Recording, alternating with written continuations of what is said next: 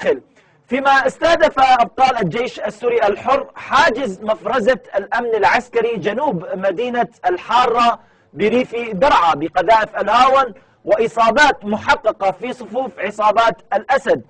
إذا هناك أخبار رائعة جدا جدا في مدينة درعا. نترككم مع هذه التوثيقات والفيديوهات التي وردتنا من النشطاء الإعلاميين كما تشاهدونها الآن. هي توثيقات رائعة، ولكن وجب علينا الآن الأخ محمد المذيب ينتظرنا على الخط. السلام عليكم أخي محمد. وعليكم السلام أخي الكريم. بارك الله بك. حدثنا عن انتصارات أبطال الجيش السوري الحر في هذا اليوم، وأيضا عن الاستهدافات الغاشمة لهذا النظام النصيري الذي يقصف المدن المحررة انتقاما من انتصارات أبطالنا، وأيضا عن الأوضاع الإنسانية.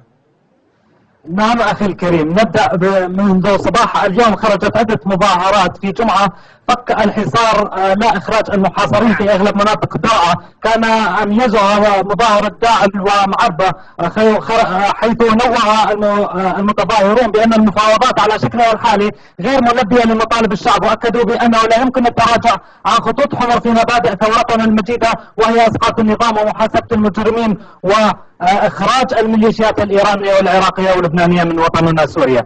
أما بالنسبة للاشتباكات، دارت اشتباكات عنيفة على الخط الشمالي الشرقي بالقرب من حاجز البقعة والكتيبة الشرقية مدفعية. تم استخدام الأسلحة المتوسطة والثقيلة ورشاشات الدبابات، كما تعرضت بعض المنازل لرشقات من الرصاص دون تسجيل أي إصابات بين المدنيين، بالتزامن مع انقطاع الاتصالات الخليوية إلى هذه اللحظة. وما زالت تسمع أصوات انفجارات قوية داخل اللجاء ناتجة عن القصف المدفعي العنيف على منطقة اللجاء.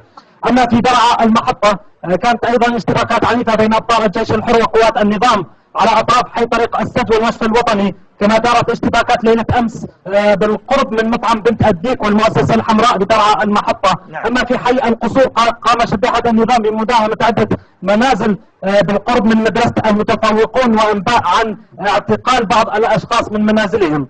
أما في مدينة الشيخ مسكين المحاصرة لليوم 23 على التوالي يستمر النظام بالحصار الخانق والقصف الهمجي والطيران الذي لا يرحم، مستهدفا أحياء المدينة، حيث كان هناك اطلاق نار من عربات الشيلكا المتمركزه داخل اللواء 82 بالتزامن مع القصف العنيف الذي استهدف المدينه منذ ساعات الصباح الاولى.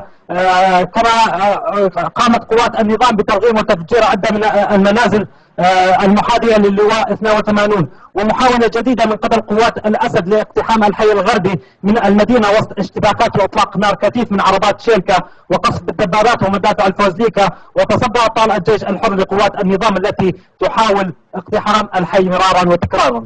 اما بالنسبه لمنطقه وادي اليرموك بالريف الغربي بدرعا، كان هناك تحليق لطيران الغدر الأسدي في سماء المنطقة الغربية، وسماع أصوات انفجارات عنيفة ناتجة عن قصف قوات النظام لريف القنيطرة الجنوبي المحاذي لريف درعا الغربي ردا على الانتصارات هناك. وقام الجيش الحر باستهداف كل من تل الحرة وتل أحمر وكتيبة جدية وتل الجابية التي كانت تساهم في قصف مناطق المعركة في ريف القنيطرة للحد من تقدم أبطال الجيش الحر. كما قامت السلطات الأردنية بإطلاق النار الحيوي المباشر على المزارعين والصيادين في منطقة وادي اليرموك الحدودي بالقرب من قرية حيط في ريف درعا الغربي، مما أدى إلى استشهاد مواطن وسقوط 5 جرحى آخرين، علما بأن المنطقة المذكورة هي أرض سورية يملكها فلاحون سوريون.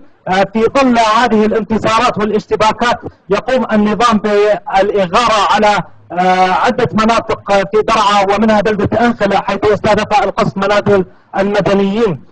أيضا استهدف القصف كل من ملاحة العطش وكحيل ودرعا البلد ودرعا طريق السد ودرعا المخيم والغرية الغربية، حيث استهدفت الغرية الغربية من لواء الغدر 52 منذ ليلة أمس، وحتى هذه اللحظة لم يدع القصف. أيضا استهدف القصف كل من الشيخ مسكين وتسيل. بالنسبة للوضع الإنساني أخي، نعم. الأوضاع الإنسانية متردية طبعا بكل محافظة درعا، وخصوصا المدن المحاصرة، وهناك نقص شديد بمادتي الخبز والطحين. ففي الشيخ مسكين ولليوم 23